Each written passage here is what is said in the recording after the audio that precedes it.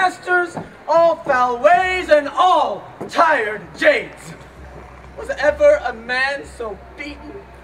Was ever a man so frayed? Was ever a man so weary?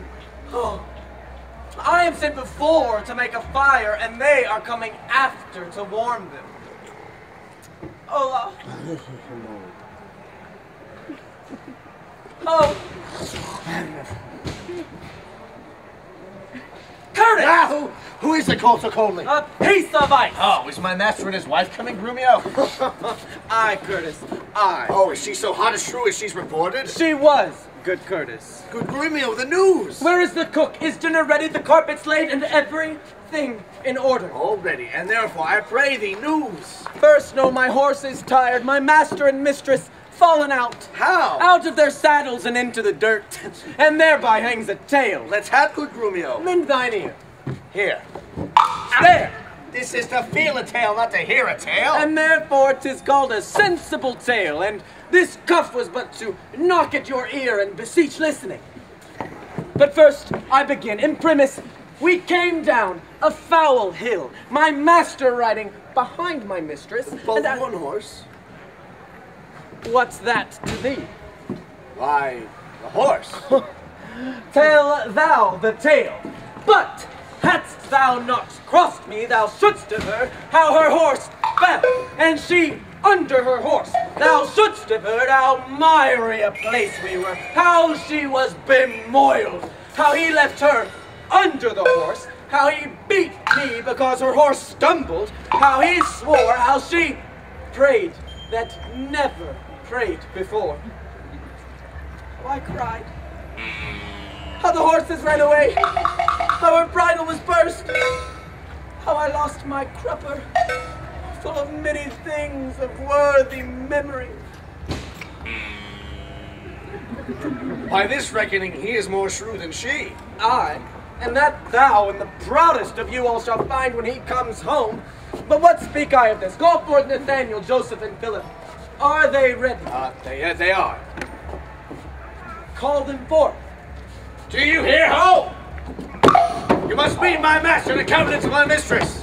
But she hath the face of her own. Who knows not this? Thou, it seems, that calls for company to countenance her. I call them forth to credit her. She comes to borrow nothing of them. Welcome home, Grumio. How now, Grumio? What, Grumio? Hello, Grumio. Welcome you. How now you? What you? Fellow you. And thus much for greeting. Now, my spruce companions is all ready and all things neat. All things is ready. How near is our master? What?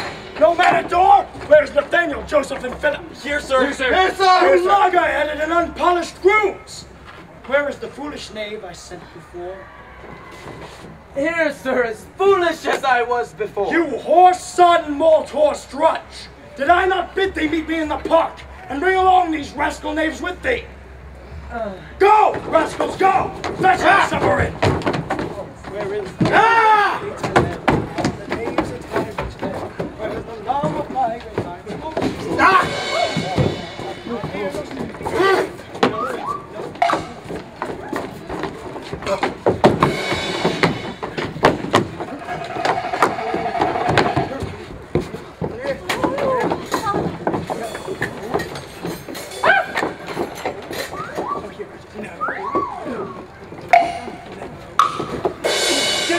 Cakes and welcome.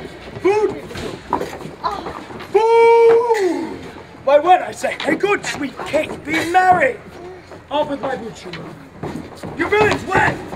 It was the cry of orders, really, as he bucket on the road. Out you go, you pluck my foot awry. Take that, mend the plucking off the other. I love my cake, she's so sweet, she's so pretty, and so... Oh! Be merry, Kate. Some water here, watch out! Where is my spaniel, Troilus?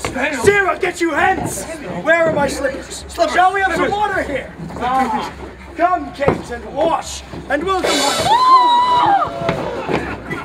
You poor sodden villain! Will you let it fall? Patience, I pray you, for the fault unwilling! A horse, son! beetle and flapping name!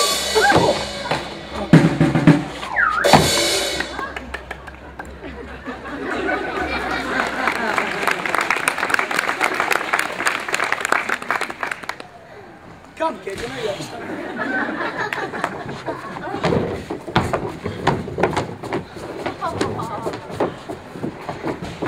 Will you give thanks, or else shall I? Oh, thank you, Christ, for this food, yeah. And most of all, yes, good Lord, that it tastes so good. Thank you, Jesus. What's this, man? Turkey! Who brought it? I. 'Tis burnt, and so is all the meat. Whoa! Where is the rascal gone? How dust you, villains? Bring it from the dresser.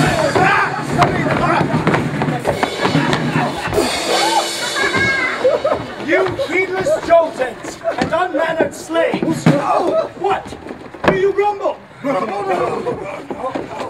I'll be with you, Shrew. I swear you husband! Be not so disquiet. The meat was well if you were so contented. I tell thee, cake was burnt and dried away, and I expressly am forbid to touch it. And better it were that we did fast, and so ourselves are choleric, than feed it with such over-roasted flesh. Be patient. Tomorrow it shall be mended, and for tonight, we'll fast for company.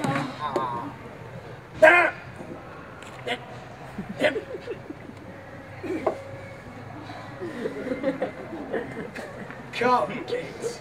I shall bring thee to thy bridal chamber. Whoa!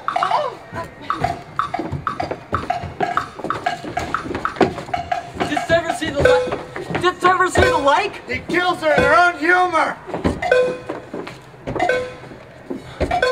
Where is he? In her bridal chamber, making a sermon of continence in her, and rails, and swears, and rakes, so that she, poor soul, knows not to which way to stand, to look, to speak, and sits as if one newly risen from a dream. Ha! Away! Away, for he is coming hither! Thus have I politically begun my reign, and 'tis my hope 'twill end successfully. She ate no meat today, nor none shall eat. Last night she slept not, nor tonight she shall not. As with the meat, some undeserved fault I'll find with the making of the bed. And here I'll fling the pillow, there the bolster. Aye, and amid this hurly I intend that all is done in reverent care of her. This is a way to kill a wife with kindness, and thus I'll curb her mad and headstrong humor. He that knows better how to tame a shrew, now let him speak. 'Tis charity to show.